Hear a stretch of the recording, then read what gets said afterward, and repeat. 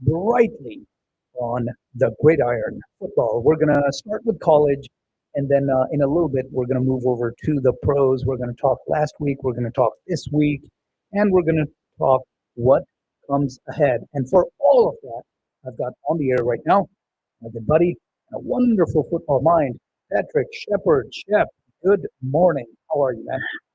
Good morning from a rainy Chicago. How are you today?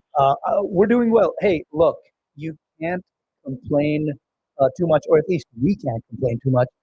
First, we did get some rains yesterday here as well, which is nice, right? Because I don't know how intimately familiar you are with the weather patterns of the DFW, but June, July, August are dry months. And this year, that dryness continued into September. Normally, we'll start to get some rains by September. This year, we didn't really get much. So, really, here we are. Yesterday, the 18th of October, was the first real good rain that we had. Complete cloud cover across the Metroplex and got some rains. And of course, that allows the temperatures to drop. And last night, it was a nice 59 degrees, I think, or this morning rather, and it's just nice. I'm pleased. I was in your town for a couple of days. Really, I wasn't in town for a couple of days. I had some work stuff outside of Chicago, but I flew in late Tuesday and then flew out at 6 in the morning on Friday. But working about 100 miles west of Chicago. But um, that day, that first morning, I think Tuesday night, we got in pretty late, and I was wiped after traveling, eating, and getting to the hotel room. But when I woke up Wednesday morning and stepped out of the hotel room, and the cool breeze hit me, like, oh yeah, oh yeah, that was so nice. The differences between our regions. It was a little cool last week compared to what it had been in the late summer. Uh-huh. But today is the day where I think we're not going to get 70 again until March or April at the very earliest. It's the start of that. It's the beginning of the end, right? It's the big 6 months of darkness begins today. Well, we, yesterday it was still, and it's gonna get there. So right now we're in the middle of those um, days where we can basically have 40-point swings. So Monday morning, the low is going to be, 30 to 40-point swing. So Monday, the low is going to be 55 and the high is 87. Mm. It's crazy. You can be in the 50s and the 90s for a few days. In usually it's late September, early October, but we're still getting that on Monday. All right, this is not a weather show. This is a sports show. So let's get to it. First off, what is happening? What is happening out there, man? 21 nothing Rams. And it's not like they're dominating. They've got No, the Jaguars are just not executing when they meet at the at critical moments, right? yes. It's one of those games where the Jaguars should be far more in this game than they are. And right now, there seems to be a lot of hope for them. But they're just They've you got got to execute in important moments. Third yeah. down, you got to score. You got to make field goals. You got to not have your punt returns called back to penalties. That was a touchdown. That was a touchdown that got called back, right? Yeah. Yeah. They have no turnovers. They're sitting at 50 more offensive yards than the Rams. And looking at it, I mean, Trevor Lawrence isn't having a great day, but he's not having a But he's not terrible awful. day. No. 16 of He 30. missed a couple easy throws, but he's also made some really good throws. Look, Trevor is my backup fantasy quarterback in a ridiculously deep 16-team league. Mhm. And I'm really glad I made the decision. Well, we'll see if it's going to later to start Bo Nix over Lawrence.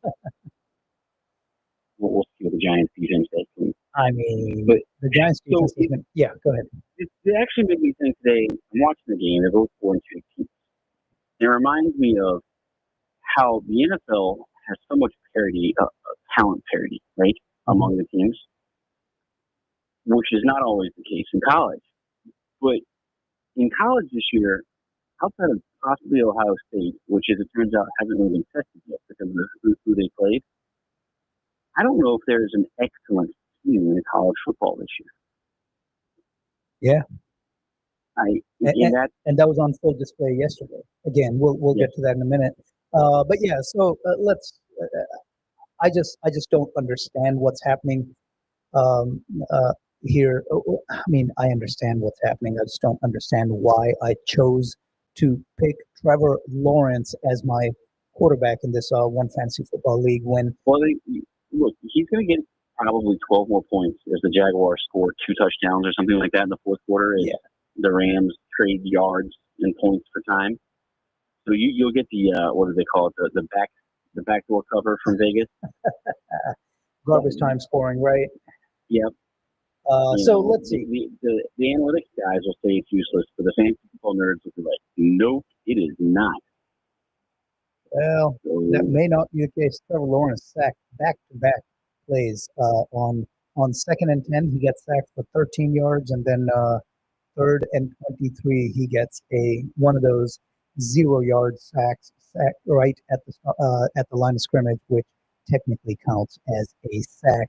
So here we are. I'm sure they're not going to go for it on 4th and 23.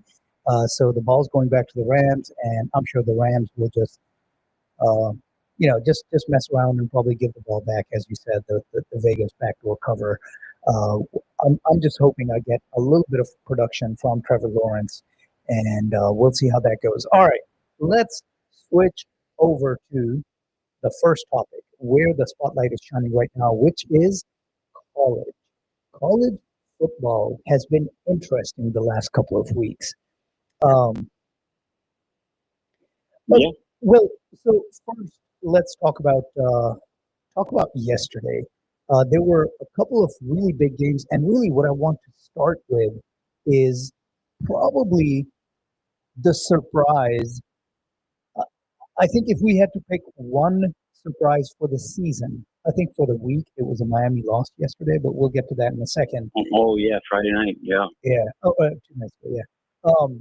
But the surprise of the season has to be what's happening in Nashville with those Commodores.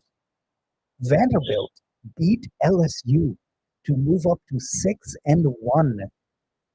Probably going to crack the top 10, maybe get up to 12, 13, 12, 11, something like that when the new rankings come in. What is going on with those Vanderbilt Commodores? Well, so the parity thing we kind of touched on earlier, talent's a lot more distributed than it used to be in college football.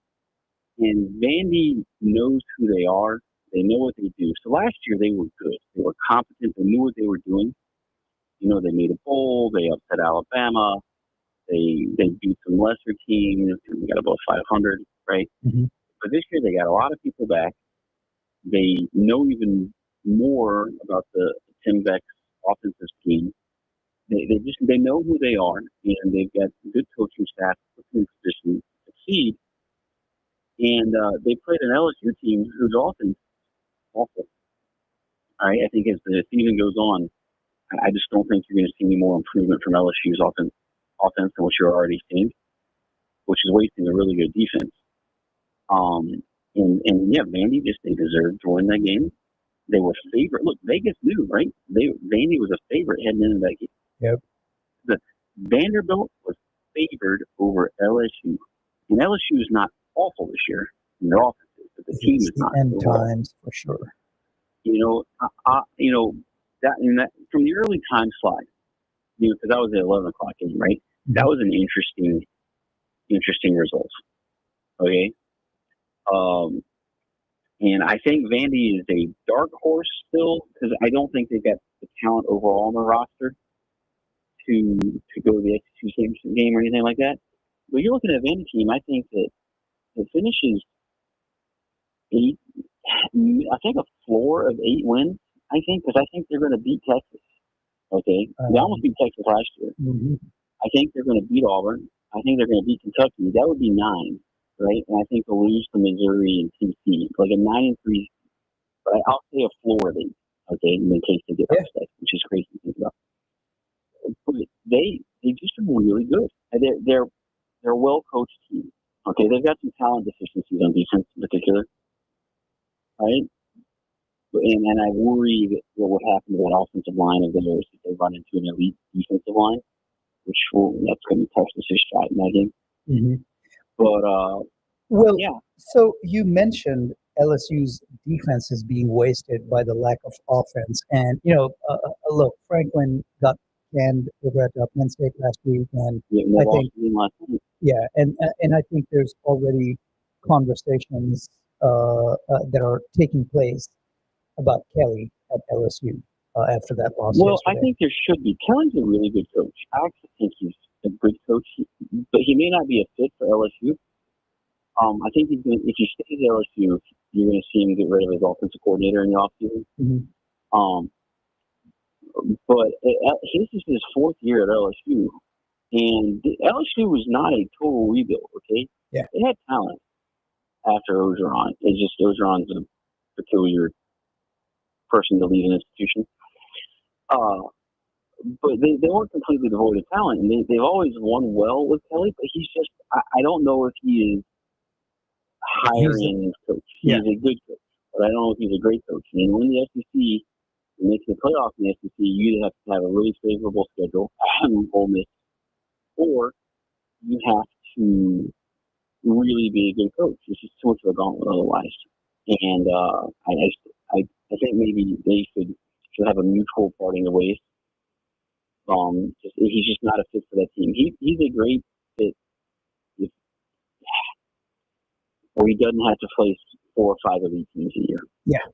Yep. And I mean that's not the SEC. That's not the SEC. You're gonna have that gauntlet to run, even if you are the Alabamas and the Georgias and the LSUs. But hey, where I was going was, yes, defense being wasted by an offense. Vanderbilt ran the ball for 239 yards on this defense. Was that more a factor of just they got worn down? No, I think Vandy's got a really good scheme, and I think that offensive coordinator, Tim Beck, I think that someone's going to be giving him a look as a head coach somewhere, or maybe as a offensive coordinator. And Vandy fans don't get mad at me at a bigger name school that needs a little bit more creativity and a little bit more cohesion to keep moving the ball down the field and scoring. Mm-hmm. I really like their offensive design. They know what they're doing. I mean, they are fun to watch. Yeah, right? And one might say that the rushing total was propped up by the 86 from the quarterback, but these were a lot of these were designed. Those yards count. Yeah, right? yeah. Some of them were scrambles. Some were scrambles. It's kind of like people complaining about Arsenal in the Premier League scoring on free kicks. Corners and free kicks. Goals count just the same. Yeah, they're getting the opportunities. So yeah, I felt it wasn't as much the victory as the manner in which they acquired that victory by running the ball down the throats of LSU's it wasn't defense. What you're saying, it was not like they got 7 turnovers, tipped passes, weird fumbles, odd bounces, shady officiating. Yeah, they really, like, it was 31-24, but it wasn't. The game didn't seem that close. I mean, even though it went back and forth and it was fairly close-ish. I never felt like LSU was going to be able to score when you needed to. Yep. If that makes sense. Yeah. It's kind of like today watching Jacksonville. You don't ever feel like they're going to score when they need to. Yep. All right. Well, let's take a quick break. We're going to come back and get into a couple of other surprises from yesterday in the world of college, and then we got to talk the pros. A lot has happened. Last Sunday and Monday night, and then of course Thursday night, and the resurgence of one Joe Flacco, the new Joe Cool in town. We're going to be talking about that when we get back. You're listening to the Sports Spotlight right here on Radio Azad. This is Radio Azad, where your voice matters. Streaming in Dallas, Fort Worth, and all around the the world. आप सुन रहे हैं radio Azad हम सफर हमजाद radio Azad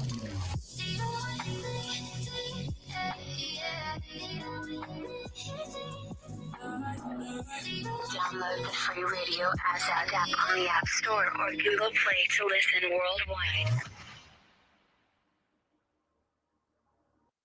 Yo, foodies, ready to upgrade your taste game? Cavalli just dropped the ultimate flavor collab, Desi Classics, with a modern twist. From Dubai smash paratha to zingers to sizzling kebabs and desserts that hit the sweet spot. Every plate's a vibe. Big night, birthday, random Tuesday, Cavalli's got you covered. Food, mood, and music on point. Don't just eat. Experience the flavor drop at Cavalli. Got a date? Bring him. Got drama? Bring your squad. Host your event there or get their catering at your venue. They will take care of it all. Cavalli's where the food's hot, the service is cooler, and your stories get legendary. Located at 18111 Dallas Parkway, Dallas. More information at cavallidallas.com.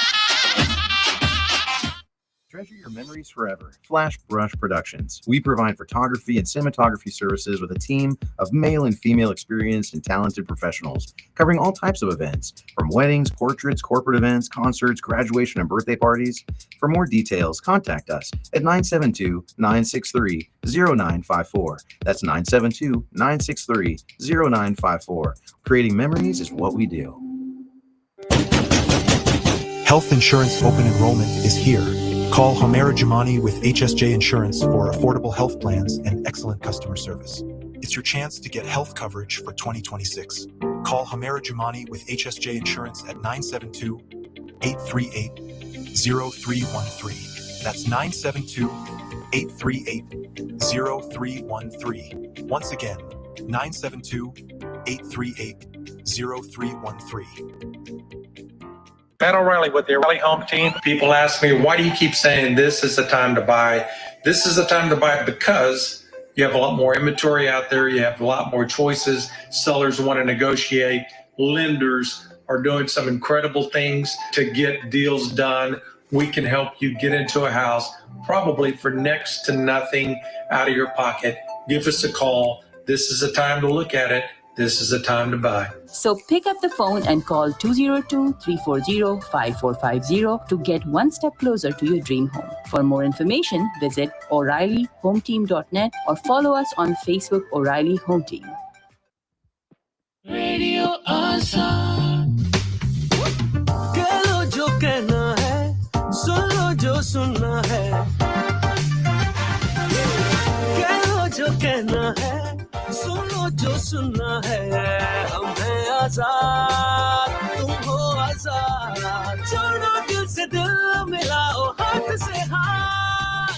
कहो हम सफर हमजाद. Radio Azad, radio Azad, radio आजाद.